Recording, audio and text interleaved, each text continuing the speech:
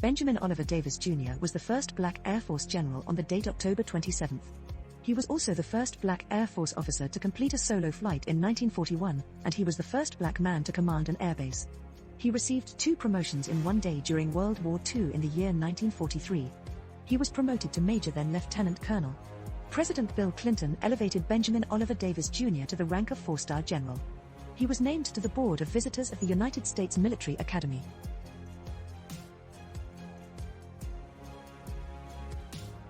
He served in the Air Force as a second lieutenant.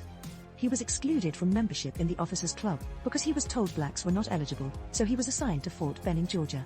He had tour of duty at Fort Riley, Kansas in 1941. He was chosen to command the 99th Pursuit Squadron. This was an all-black flying unit given authority by President Franklin Roosevelt. They trained at Tuskegee Army Air Base in Alabama, and they went on to fame as the Tuskegee Airmen. They were subjected to racial bias as well.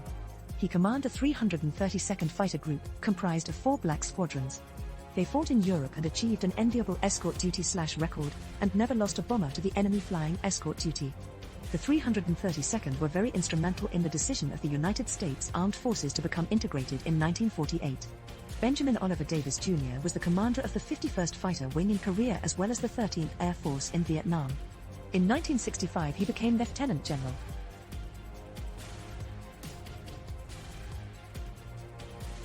He was born in Washington, D.C. He attended Western Reserve University in Ohio in 1929. He attended the University of Chicago in 1930 to 1932. He passed the qualifying exams on his second attempt, where he was able to enter the U.S. Military Academy. He faced racial bias such as his father did. He graduated from West Point in 1936, the first black person to achieve this feat in the 20th century. He retired in 1970. He was the Director of Public Safety in Cleveland, Ohio.